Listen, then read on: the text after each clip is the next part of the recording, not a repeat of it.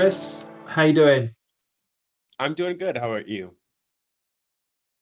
Good. All right, thank you. Well, thanks for joining me today on this podcast. Platform Six is we've done two or three of these now, so it's about sort of speaking to Salesforce leaders in the industry. I met with a number of them over at Dreamforce.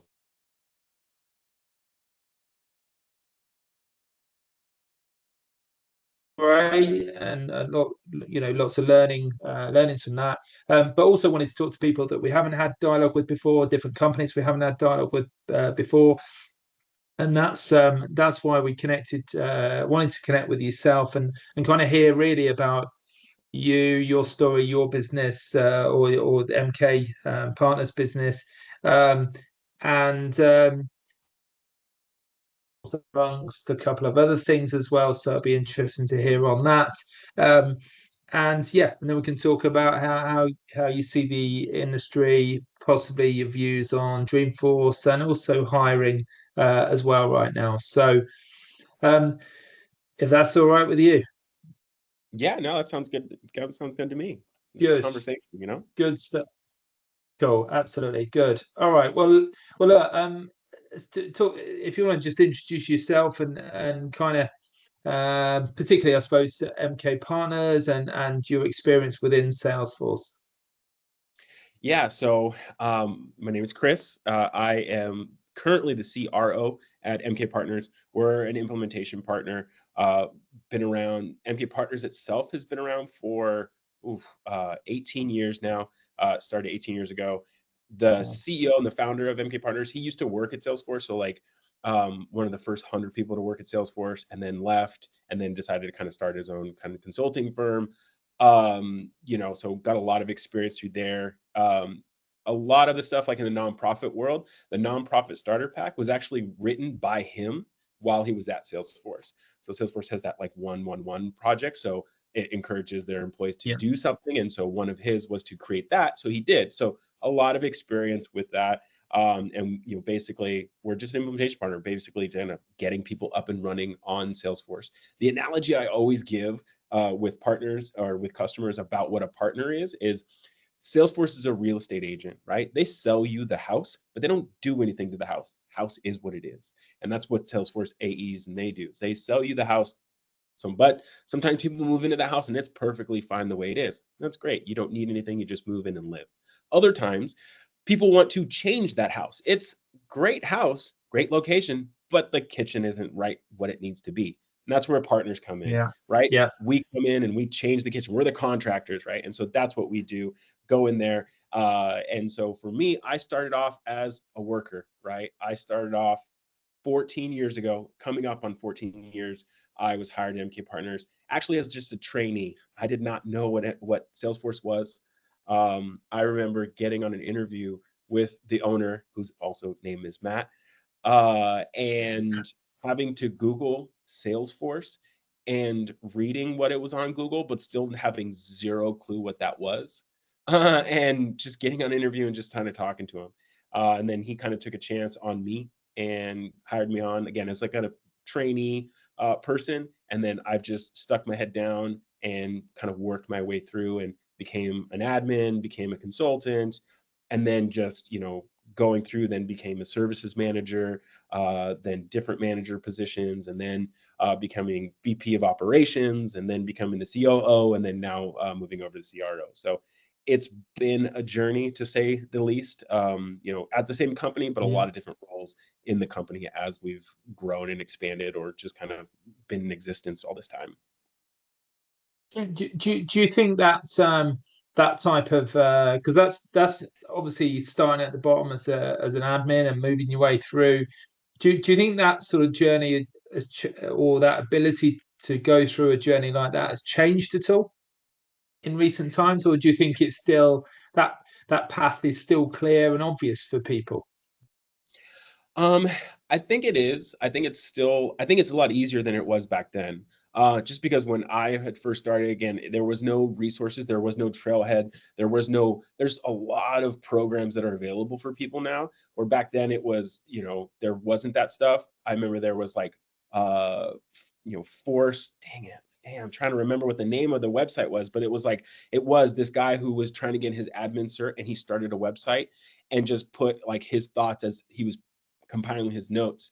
It was that. And when I first started this, the COO at the time, he gave me a list of tasks to do, and I just tackled that stuff. So nowadays it's a lot easier just because you have trailheads and you have badges and there's a lot of programs. But I think once you get in, you definitely can expand.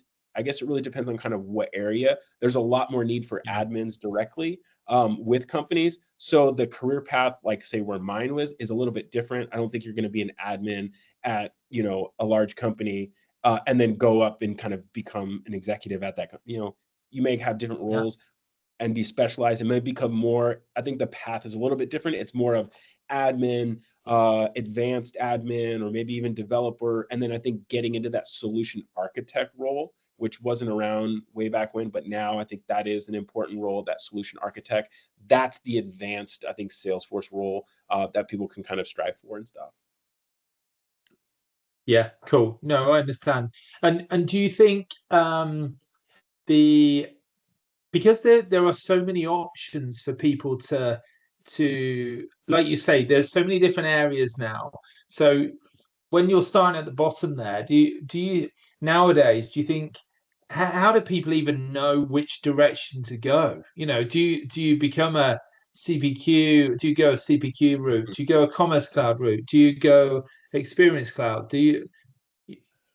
I think with that, it's really just luckily there's so many routes, and it's hard to know. Sometimes you're just thrust into it. I think so many people are pushed into a role because you're at a company and you have a little bit of tech savviness, and so you were pushed into the admin. Hey, we got Salesforce, you're the admin now, or that type of thing. And then, oh, we need CPQ, go learn it, and you're pushed into it.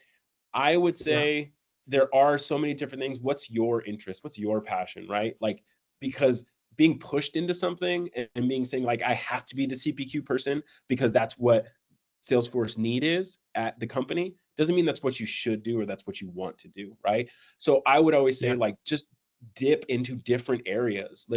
That's one part about being at a partner at a consulting firm.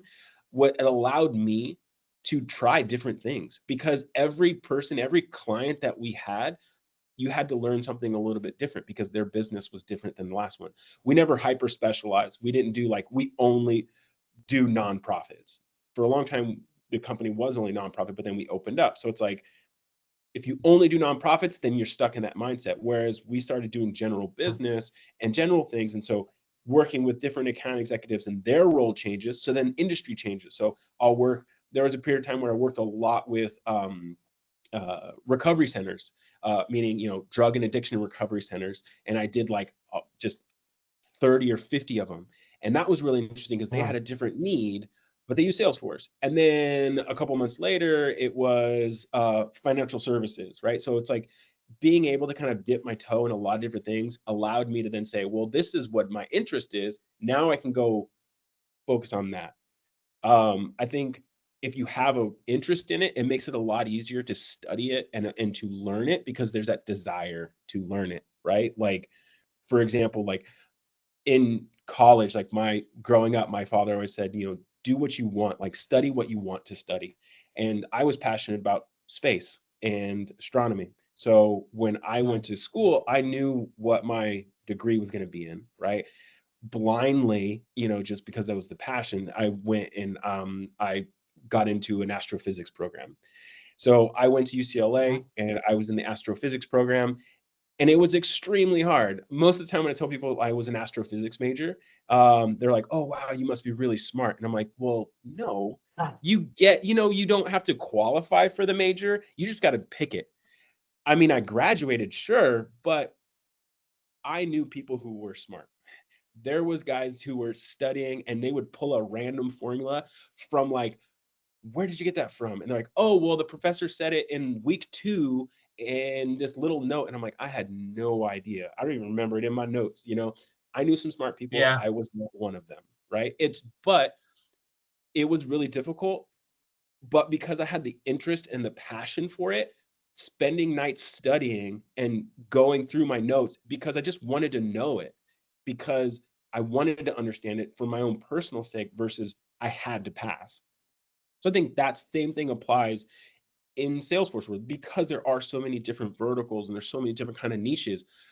If there's one that you're interested in, you're more likely to do more trailheads on it. You're more likely to get more certs on it because you want to. So I think, with the trailheads, you can try little certs and little trails to see what that interest is. Like right now, all the AI stuff. AI is interesting. So if you have that interest, they've got a lot of tools. Salesforce is pushing it. So go try it. It's free.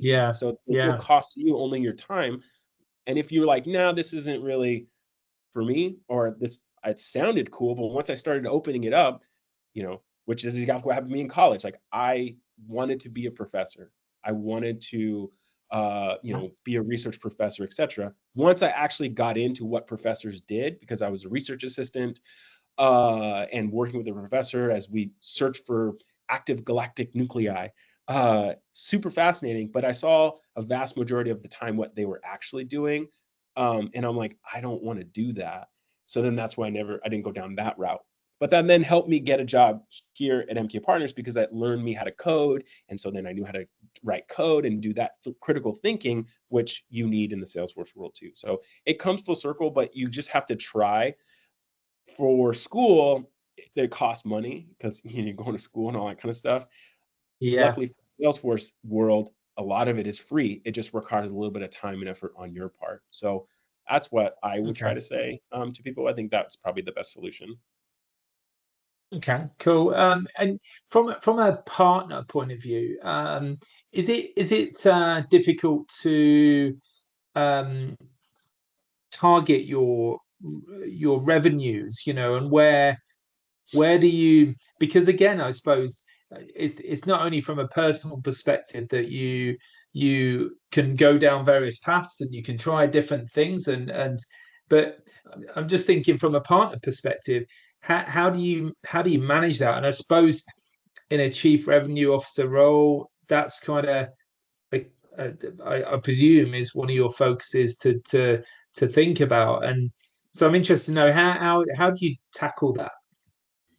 It is extremely difficult. It's the role I'm in, but I come from a very different background, right? And so a lot of it, you are as a partner at the whim of Salesforce themselves, and you tend to work with account executives, and you're working in conjunction with them and their kind of items. And a lot of the stuff is we specialize more in the small to medium sized businesses. So a vast majority was like the SMB space, which is great because these, like, I like working with those SMB companies, but it is short time window. So it's not like I have these big deals that are going to take 6 months to close that can help me project and forecast and understand what the revenue is going to be. A lot of these are just small, usually closing within 2 weeks, maybe 30 days at the long run. So it's very hit type of thing. And so it is extremely difficult.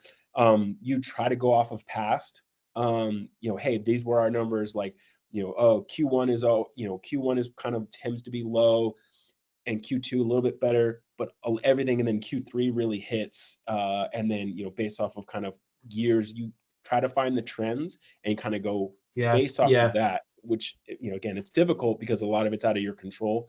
It is in conjunction with Salesforce account executives. So making those relationships, having that communication with them really helps you kind of understand and guide where things are coming, where it might come into fray. And also when Salesforce makes their pivots, like this year has been a big pivot from their perspective. And you see that effect on partners themselves, I think. Yeah. And do you because I know MK Partners do I think AWS and Google and things as well as Salesforce. So have you noticed has the Salesforce always been the a predominant sort of light as part of your business, or has that changed at all? No, it's all Salesforce.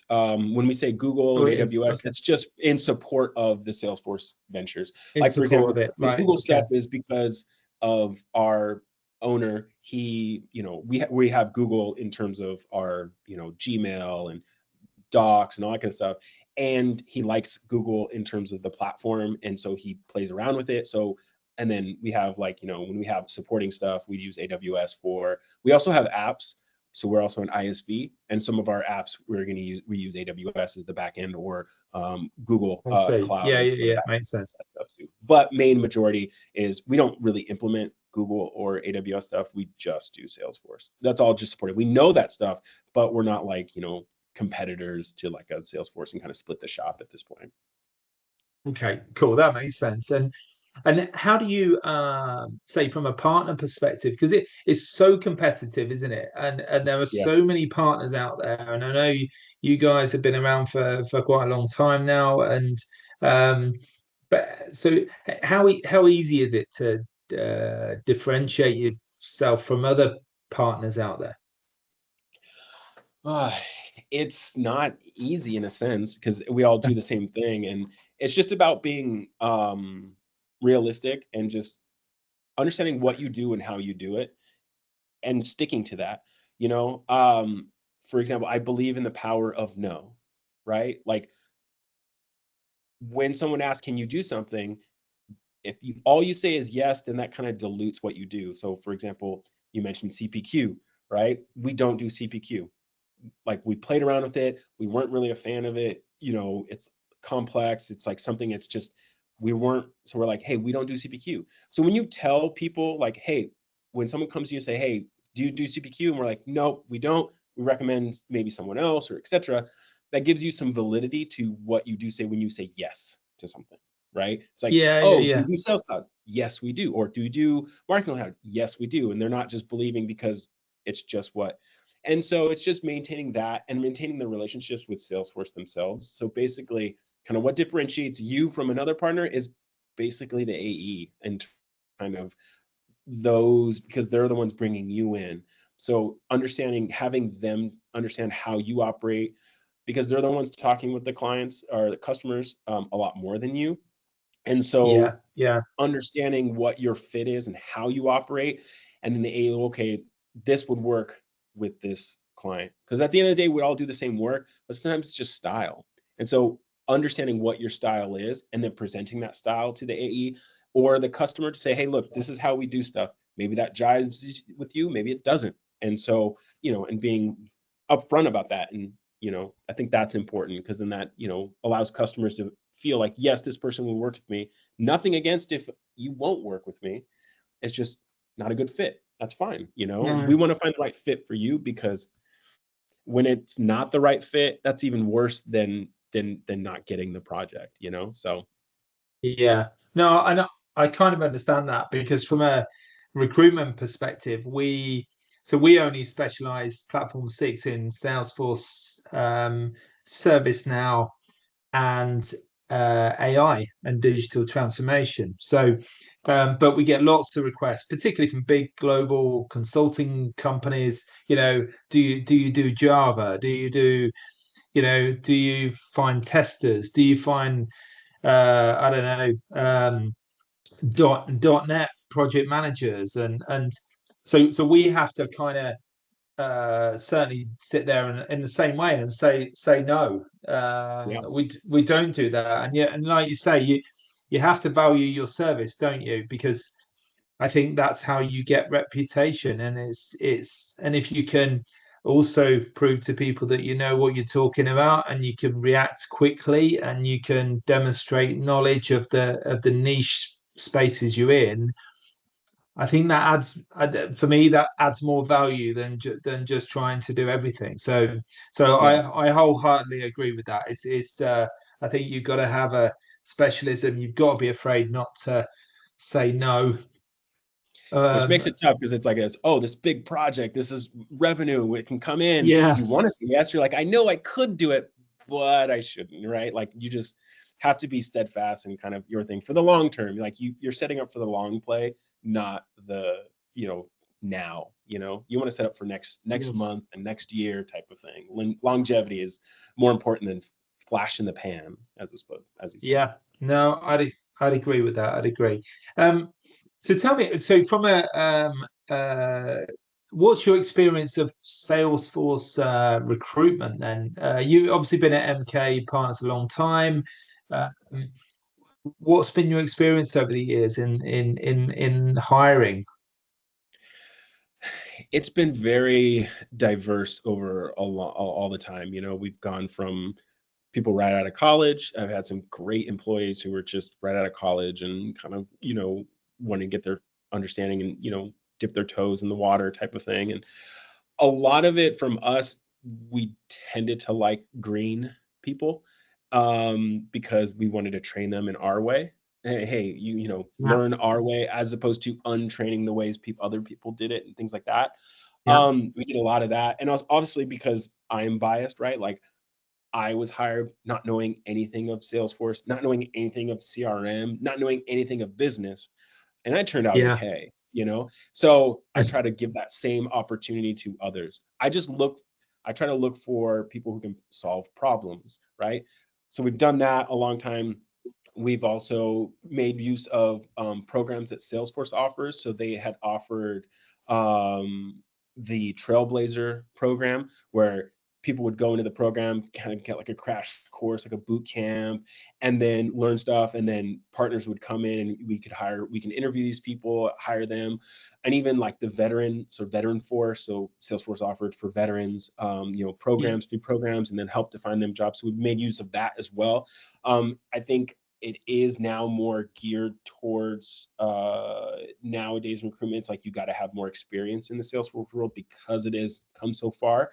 Again, 5-6 years ago, like I said, we hired very green because we could teach everybody, but now there's so much to build upon, and there are so many people out there who have Salesforce experience.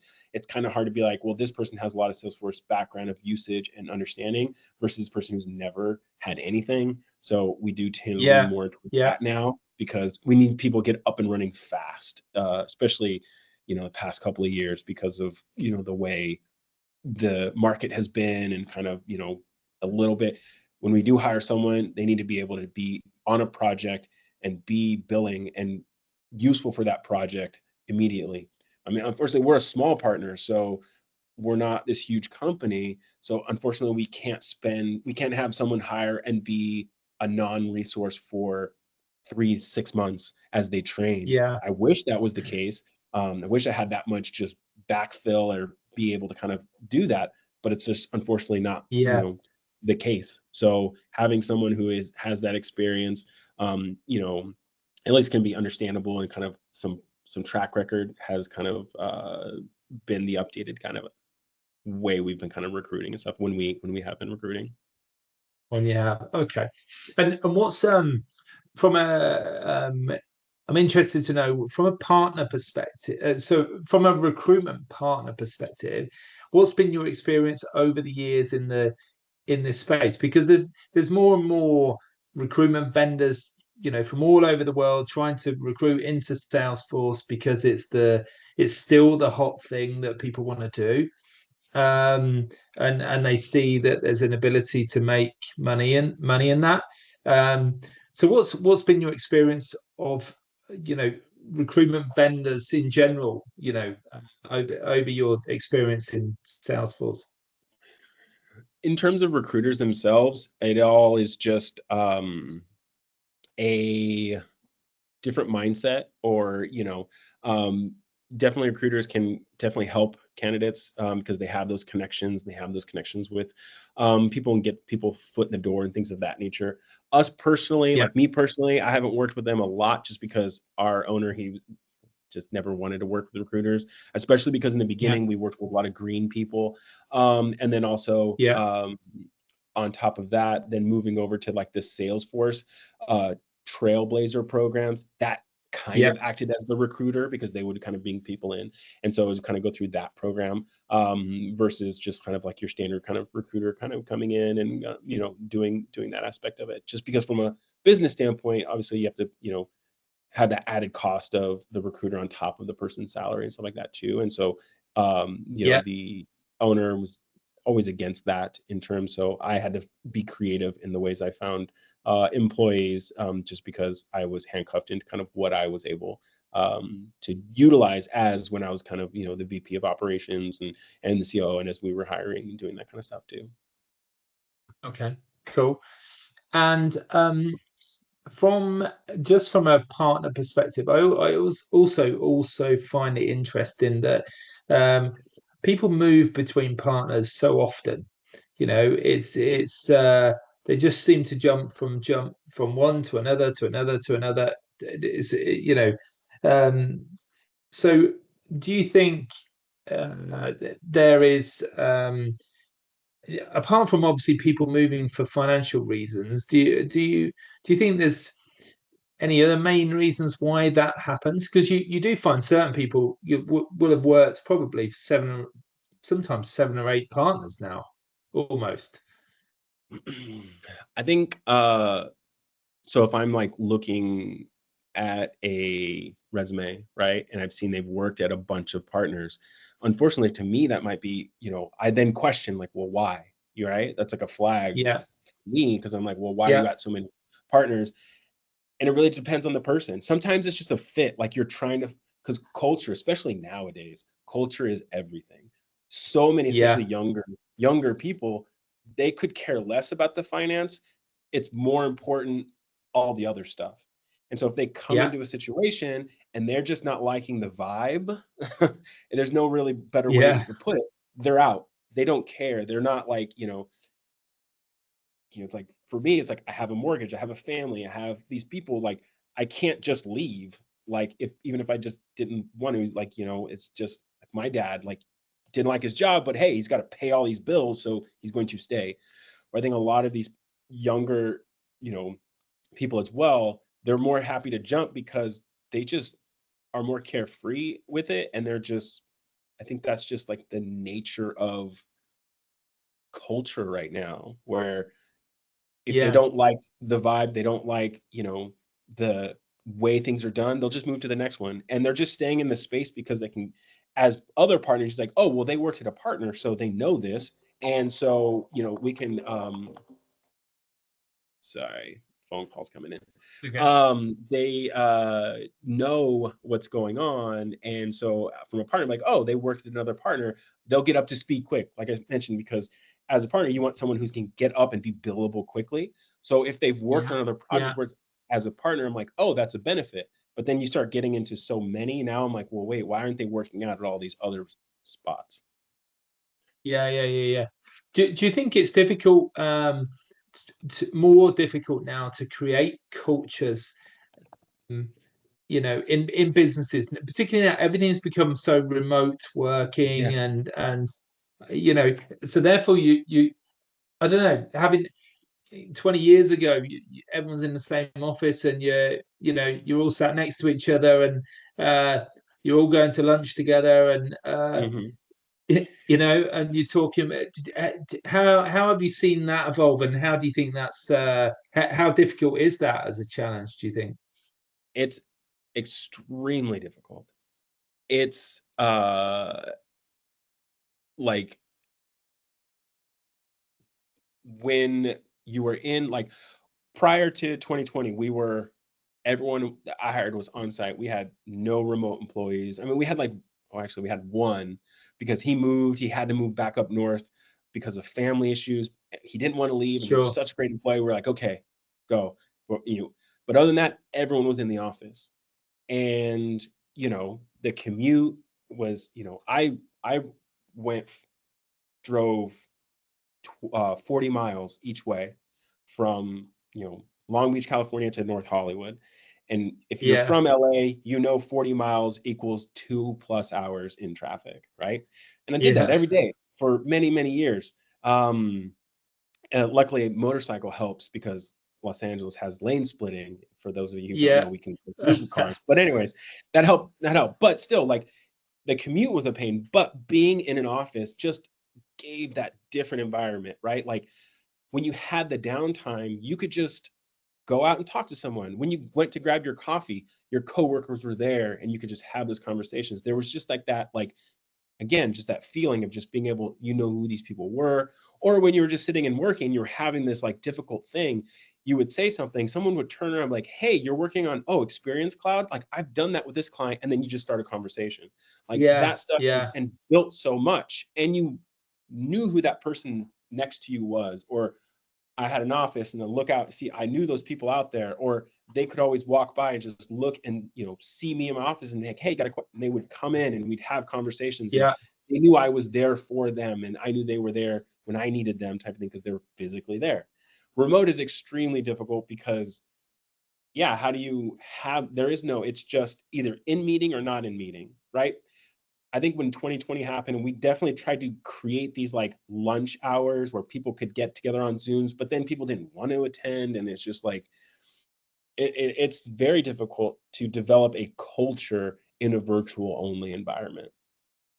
yeah, yeah, yeah. What do you think? I mean, does that, I don't know, has that impacted retention within companies, do you think, significantly, or do you think it's gone the other way and I think people love it? it's massively hurt recruitment. Um, and like sorry, there's issues going on right now, of course, right? No, but No, that's all right. so just start again, right? In terms of impacting retention, I think is what we were Yeah, talking it definitely impacts retention because like we said, people are more, especially now, about a vibe or about kind of going through and just what it's going to take to stay. I have about. questions. When I was in the office, if you had a recruiter reach out to you, you know, okay, then maybe you can talk to them, but you couldn't talk to them all the time because you were around a bunch of people. You can't do an interview in the middle of the office. If you were going to do an interview or talk to a recruiter or talk to another company, you had to take PTO. And so you had to take a day off to go do that. Whereas right now, you could be working. I can go do an interview in between meetings. I can do an interview at any time. I could go be looking. If I have jobs on my screen, no one's going to know. As opposed to before, when you're in the office, like you couldn't be looking for jobs while, you know what I mean? And so you just have, there's Yeah, more opportunity to like pique your interest. Like, you know, hey, oh, well, maybe, like just that like hesitation of, well, maybe let me check it out. And then that like piques your interest, you know? Whereas in the office, you were busy working. And so maybe those things come in, but you were just like, it just didn't even pique your interest because you were just busy doing this. And again, that culture as well. You had that camaraderie who were there. You were like, yeah, that would be good, but these people are great. You know, I remember an employee, she left, but she came into my office, and when she was, you know, telling me, you know, her 2 week notice, and she was literally crying because she was leaving. And I was like, no, it's okay. Like, yeah, this is a great opportunity for you. Like, you know, like yeah, do it. Like, this is like, she left us to go to a big firm, Accenture, right? And getting paid triple, right? And I'm like, I can't compete with that. I wish. You're a great employee, but go do you, you know, like for you and your life and your future. But she was literally crying because she was like, this is such a great place to work. I feel so bad for leaving, and, you know, that type of stuff. Whereas now, since you don't have that culture, it's so easy just to cut the cord because there's not that emotional attachment. It's easy to yeah. jump because, okay, it's just like, you know, changing, you know, what you're drinking for the day. You're having a Coke or Pepsi, well, whatever's easy to get to, right? Type of thing. Yeah, yeah, yeah. I think everyone's got crazy commuting stories, haven't they? I Yeah. certainly had them. I was 16-hour days, you know, and it was like you start in 5 in the morning, you finish at 9 at night, and you know, you don't see anyone, you know. I know, and I don't think the world will go back there, but I think at some No. point a hybrid's going to be the way to go because it gives that like, hey, we're giving you, you're giving us. I know there's going to be there's the push. I think a lot of companies right now are pushing to back. I think Salesforce tried to do it 5 days a week in the office. I think I've heard a couple other companies too, like a big companies that's like Amazon and that kind of, it's 5 days back in the office. And now it's like Yeah, pushing people to be like, well, no, I quit, you know, because I'm not going to do that. And I think you're going to have this pendulum. And I think it's going to definitely follow in that middle because I know I personally couldn't go back to 5 days of a long commute.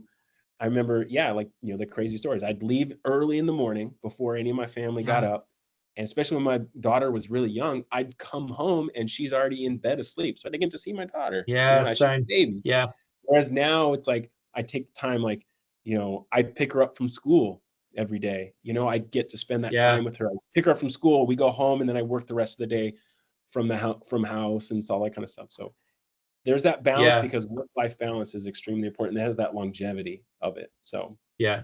There's definitely, we're seeing that from a recruitment perspective. People are moving towards hybrid, and I think the challenge from a recruitment perspective is once clients do push back and say we want hybrid, but then they can't find people who want to do hybrid, and then they stay really stuck, and they're like, but we want hybrid, and then they can't fill the position, and then there's that balance of, are you losing revenue, I suppose, over trying to wait for that hybrid person to walk through the door, yeah, it's a massive challenge. yeah, no, it definitely is. You've got to, you want it, but and that's part of the culture too. You got to definitely try to, like, hey, we want hybrid, and this is the reason. It's not strictly for revenue based. It's also for, you definitely have to come up with what's the positive for the other person too, right? Like, hey, it's give and take. And Oh. as companies definitely have to just understand that these are people, and we want you in the office, not all the time, but here's the reasons why. It's not solely so I can look at you and I can micromanage you. It's because of, we want to build community with you. I want to get to know who you are. We want to get your thoughts and talk in person, those type of things, to better kind of coax people to come in, right? And because they have to want to. And there's going to be those people who just don't want to. And now that they've worked fully remote, they're not wanting to go in. Like, you got to Yeah, give yeah, them some yeah. incentive. My wife loves being remote. She does not like going to the office, even though her work is, here in the same city in Long Beach. And she's like, do I have to go in? Nope. Okay, I won't. I think the only time she'll go in is when the company is buying lunch, right? So you have to come up with the perks to check in. Free She's like, sandwich. yeah, she's a big foodie. So it's like, hey, they're providing free lunch. Yes, sure, I'll go in. If there's no lunch, she's not Yeah, going. yeah. That sounds. Don't blame her. Don't blame her. So just one final question, because you've kindly taken some time to talk about your journey and how you see the industry and the recruitment side, which has been great. Obviously, I was at Dreamforce 2 or 3 weeks ago. I think you mentioned off air that you've done 13, which is uh, incredible. I'm probably on about 3 or 4 right now, so but that's okay. We'll get there. So I just wanted to get your thoughts on Agent Force, and what do you, because there was a lot of talk about, wow, this is massively going to impact the Salesforce industry, and this is a game changer for the industry. Do you think that? I do think so. I think eventually, because it's gonna take away more tedious work. So it's going to require more thoughtful input, right? Yeah, yeah, AI is not going to replace every job.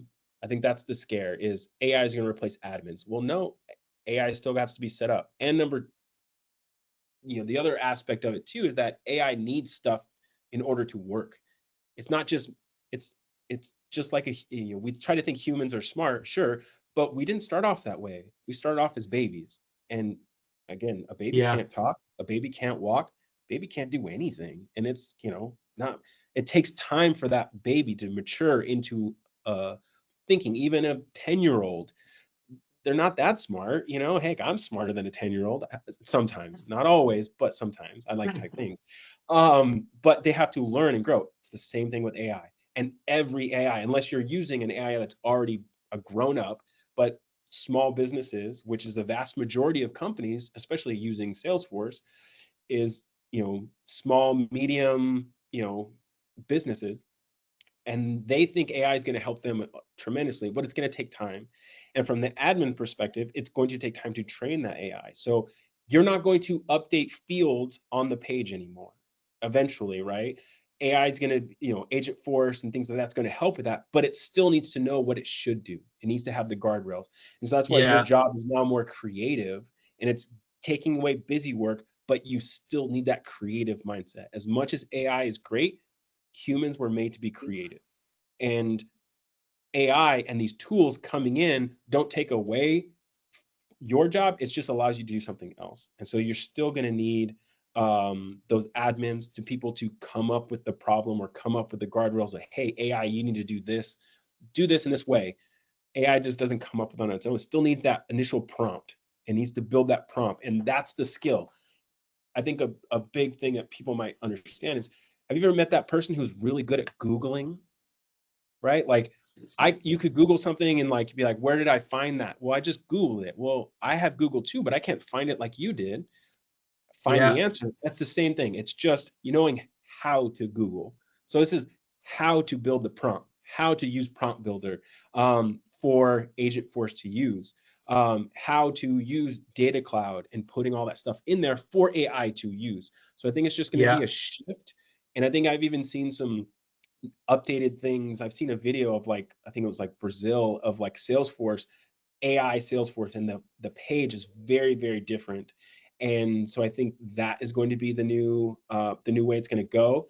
And pages are going to be a little bit differently. Pages are going to be more dynamic, but it is going to require that initial AI prompt and setup to understand AI is going to take over that stuff. So I think it is going to change. It's going to take time. I know when Salesforce and every Dreamforce, they talk about it. Usually the stuff they talk about doesn't really start to function for maybe a year at earliest, 2, 3. Yeah. I think Einstein is like 6 or 7 years old now. It was first initially brought out. Yeah, it was. So this is going to game change everything. It is like now Einstein Activity Builder and stuff like that is really useful, but it's taken all of that time. I think the same thing's going to happen with Agent Force and Data Cloud. It's going to take time. It's exciting, but it's not something that's going to happen overnight. It's going to take a lot of time before it really kind of comes into play. Cool. Brilliant. All right, brilliant. Well, unless there's anything else you want to say, Krista, it's been a pleasure. Thank you so much. Really enjoyed listening to your views there. Absolutely. Thanks for having me. Obviously, I can talk a lot, so sorry. No, you do it well. You do it well. Appreciate it. So enjoy it. Thanks. Enjoy the rest of your week. Thanks. You too. Have a good one. Cheers. Thanks, Chris. Bye.